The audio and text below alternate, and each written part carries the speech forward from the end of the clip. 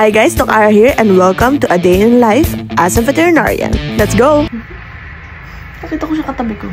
Para saan po tayo bumabangon sa umaga? Syempre para sa mga pusa natin. Ayan, umiingay ni si Cream. Gutom na daw siya. Yes! Sila muna bago ako kumain.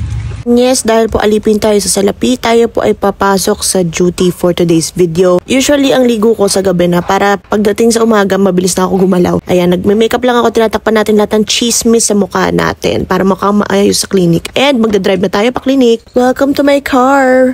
Car tour a bit. Ayan, in-on ko lang. And anyways, ito si Rosé. Ito yung araw-araw kong kasangga. And let's play some music. Let's go! Bay, opo, traffic po. Aba. And ang dami kong dala for today's video kasi marami akong ganap rin after ng duty. And try to guys yung pinapakinggan ko ngayon. Heh. So medyo malayo na parkingan ko kasi puno yung parking ngayon sa clinic and may mga clients na sa loob. Ngayon nagra-run lang ako ng blood chem for a surgery today. Ayan, dinidiscuss lang namin ni Doc Francis rin yung other cases. Ayan si Whiskey. Say hi to Whiskey. Isang confinement patient, Doc Dayan. Now, itong patient na to is for ultrasound checking naman ng bladder niya. Meron mga possible bladder stones or crystals sa panto. So far, clear naman. So, walang stones na nakita. Sobrang chaotic for today's video. Daming tao kanina. So, kaya nag-implement na ng one companion per pet. Kasi ang napupuno yung clinic. My God. Which is good. Good blessings yan. Good blessings. Anyways. Kinabit na po ni Kate.